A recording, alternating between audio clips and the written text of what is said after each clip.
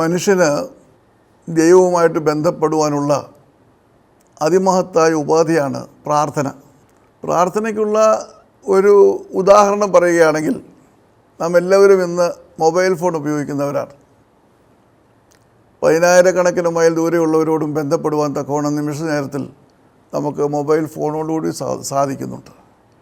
അപ്രകാരം നമ്മുടെ അനുദിന ജീവിതത്തിൽ ഉണ്ടാകുന്ന പ്രയാസങ്ങൾക്കും പ്രശ്നങ്ങൾക്കും ഒക്കെയും മറുപടി തേടുവാൻ, ജീവിതയാത്രയിൽ നേരിടുന്ന യാതനകൾക്ക് അല്ലെങ്കിൽ അപ്രകാരമുള്ള അസ്വസ്ഥതകൾക്ക് മുൻപോട്ട് പോകാൻ നിവൃത്തിയില്ലാത്ത സാഹചര്യങ്ങളിലൊക്കെയും നാം ആശ്രയിക്കേണ്ടത് നമ്മുടെ ദൈവത്തെയാണ്. ആ ദൈവത്തിലുള്ള ആശ്രയമാണ് മനുഷ്യനെ വീഴാതെ താഴാതെ മുൻപോട്ട് കൊണ്ടുപോകുന്നത്. ഇന്ന് നാം ലോകത്തിലേക്ക് നോക്കുമ്പോൾ ആയിരക്കണക്കിന് അനേകായിരം മതങ്ങൾ നമുക്ക് കാണുവാൻ കഴിയും. എന്നാൽ അവയൊക്കെയും മനുഷ്യനെ നയിക്കുന്നത് അവനേക്കാൾ ഉപരിയായ ശക്തിയിലുള്ള അല്ലെങ്കിൽ അവൻ ആശ്രയിക്കുവാൻ കഴിയുന്ന ഒരു ദൈവത്തെയാണ്. ആ ദൈവത്തിലുള്ള വിശ്വാസമാണ് മാനവ സമൂഹത്തെ ഇന്നും നിലനിർത്തുന്നത്. അപ്പോൾ ഈ പ്രാർത്ഥനയാണ് എല്ലാ മതത്തിൻ്റെയും അടിസ്ഥാനമായിട്ടുള്ള കാര്യം.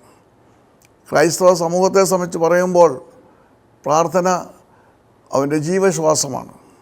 പ്രയാസത്തിലും പ്രശ്നത്തിലും പ്രതിസന്ധിയിലും പ്രതികൂലങ്ങളിലും സന്തോഷത്തിലും സന്താപത്തിലുമെല്ലാം അവൻ്റെ ദൈവവുമായിട്ടുള്ള ആ ബന്ധം അത് പങ്കുവെക്കുന്ന വലിയ അനുഭവമാണ് പ്രാർത്ഥന. പ്രാർത്ഥിക്കുന്ന ഒരു വ്യക്തിക്ക് ഭയപ്പെടുവാനൊന്നുമില്ല. പ്രാർത്ഥനയുള്ള ഒരു കുടുംബത്തിന് ഭയപ്പെടുവാനൊന്നുമില്ല. കാരണം പ്രാർത്ഥിക്കുക എന്ന് പറയുമ്പോൾ തന്നെ ദൈവികമായിട്ടുള്ള ബന്ധം അവിടെ സ്ഥാപിച്ചു കഴിഞ്ഞു. അപ്പോൾ ആ ബന്ധമാണ് അനുദിന ജീവിതത്തിൽ നമ്മെ മുൻപോട്ട് നയിക്കുന്നത്. സർവ്വത്തിലും സകലത്തിലും ദൈവം കൂടെയുണ്ടെങ്കിൽ നമുക്കൊന്നിനെക്കുറിച്ചും ഭയപ്പെടുവാനില്ല. ദൈവം കൂടെ ഉണ്ടാകണമെങ്കിൽ എപ്പോഴും നമ്മുടെ ഹൃദയങ്ങളിൽ നിന്ന് പ്രാർത്ഥനാ മന്ത്രങ്ങൾ ഉയരണം. പ്രാർത്ഥനയാണ് മനുഷ്യനെയും ദൈവത്തെയും തമ്മിൽ ബന്ധിപ്പിക്കുന്ന അതിപ്രധാനമായ കണ്ണി.